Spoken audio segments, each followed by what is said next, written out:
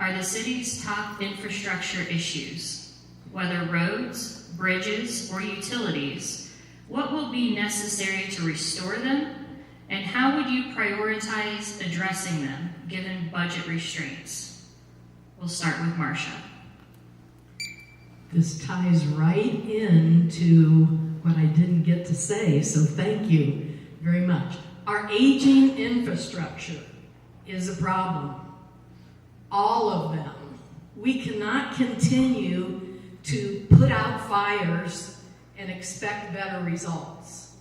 These issues need a strategic plan, a comprehensive plan aimed at long-term vision and goals. This is the true test of a team effort, guided by a leader who sees the big picture and can rally the troops, listen and learn. Involved are assessments of our current financial status to gather facts and insights about finances and government trust. Transparent communication and forming a crisis management team that provides regular updates, reevaluate the city budget to prioritize essential services, a financial recovery strategy, invest in leadership training to promote a culture of accountability, transparency, and service-oriented leadership. Add feedback mechanisms and develop metrics to evaluate the effectiveness of strategies implemented, and celebrate, finally, milestones and successes in this recovery process. It takes time, it takes effort, and a heck of a lot of work. I believe there are a majority of people who will commit to being part of the solution. Thank you.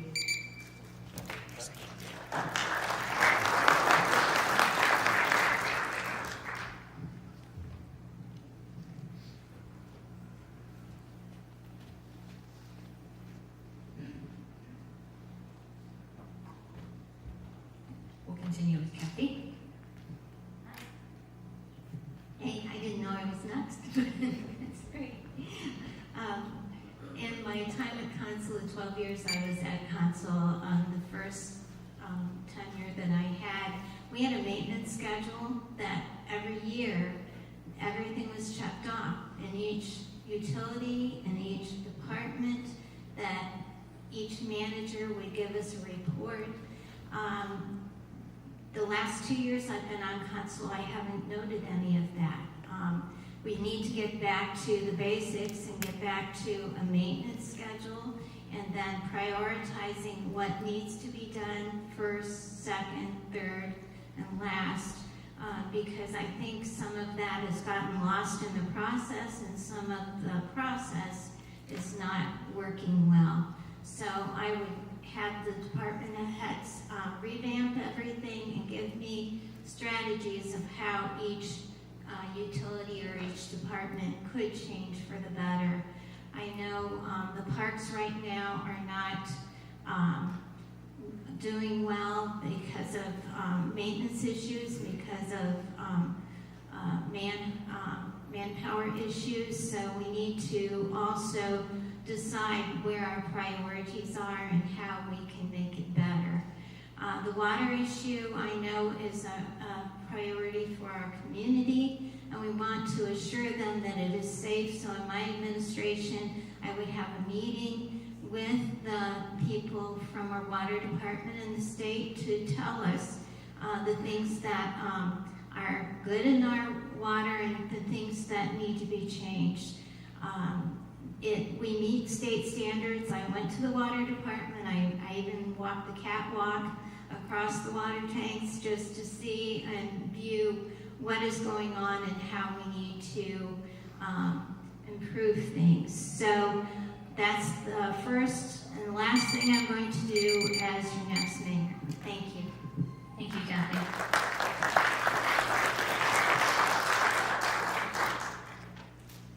All right, so The big three, power, water, and our roads, are three issues that face Galion, two big issues.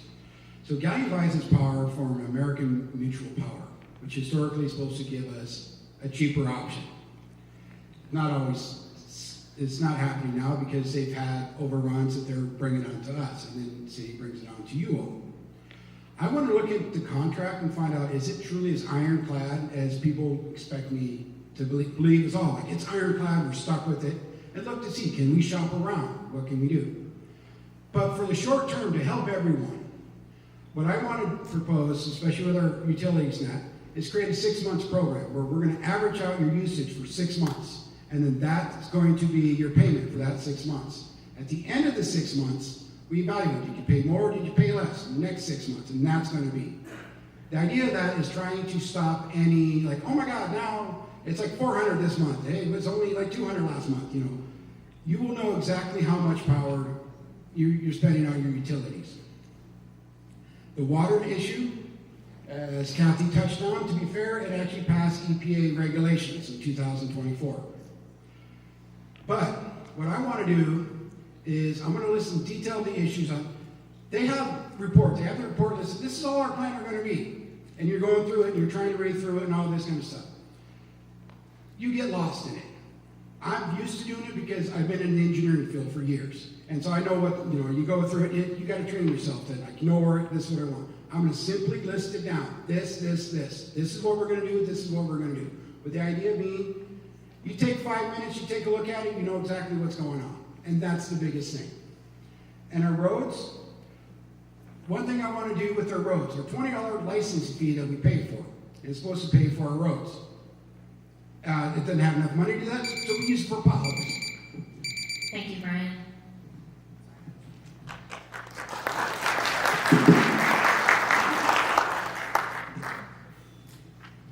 Utilities are the top infrastructure issue. The city is not billing for all the treated water, as I said before, and a unit of water not billed also means a unit of sewer not billed. The city needs a meter replacement program to capture all revenue.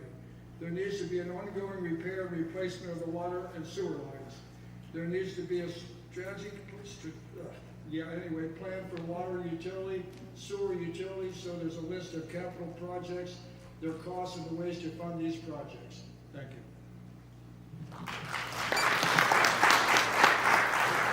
Thomas, hold on.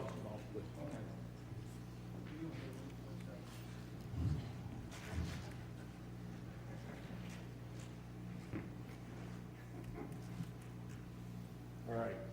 You sure? Yep. All right. Galion's most urgent infrastructure issue, in my opinion, is the utility issue, especially water safety and reservoirs. Families have to be able to trust the water they get through the taps, and repeated reminders from the Ohio EPA are evidence of the fact that we have work to do. Our reservoirs are aging, as you probably know, and without action, they put the long-term reliability of our entire system at risk. Funding and fixing this requires more than patchwork. It means using tools that are available, but for some reason the current administration has not chosen to pursue them. That includes things like the state's water supply revolving loan account, which helps communities like ours compete and complete overdue projects without burdening taxpayers. We should be competing for each and every dollar like that every year. At the same time, we should explore regional systems and water partnerships that share supply or treatment capacity to spread costs and reduce risks. Our municipal electric system as well is a tremendous advantage if it's managed effectively. That means staying competitive through AMP programs, making smart upgrades, and keeping rates stable so that businesses and families can count on affordable power. So my priorities are very clear in this regard. First, safe water and reliable water and stable reservoirs. Second, reliable and affordable utilities. And third, consistent investment in streets and public works. I will share very quickly that I am the one person on the stage tonight who has participated and gone down and spoken to the Ohio EPA in person as part of the negotiating team for the city of Galion. So I have a firsthand knowledge of working with that entity and how that takes place and how it transpires. And so I will bring that expertise and that experience to bear moving forward.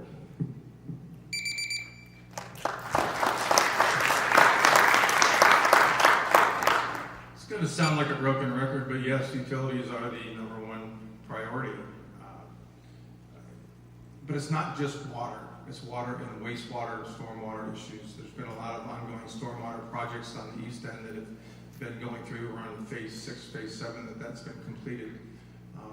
The talk now is about the water and the water issues. Folks, Galion's not unique. Infrastructure problems across the state are failing or are aging, and most communities do not have a plan of action set forth to replace those issues. We have a lot of problems that need to be addressed. I know from budgeting at this current time, we're looking at a 3-year project window, and we're looking at $12 to $14 million in projects that need to be completed at the water treatment plant in the next 3 years. Our revenue is about $3 million a year in the water treatment plant. So on top of the issues that we're looking at, it's also got to do with finances. And we have to prioritize what needs to be done first, what's most important for the safety and security of our water and our treatable water, and then do those things in increments. We're halfway through a $2.6 million water improvement project that's been funded by ARPA funds. That's continuing. But we have big issues as well. We have a water pump that needs to be replaced at Amon's Reservoir. We have, if you go down Harding Way, our main water line continues to have breaks from the square all the way up to 6th Avenue, and those are issues that need to be addressed. So that's the priority. And the priority will be, as Mr. Palmer says, looking at the right funding. Can we get grants? Can we get low interest or no interest rate loans? Are there other funding sources that are out there that we can utilize to keep the rates affordable for the community? Thank you, Brian.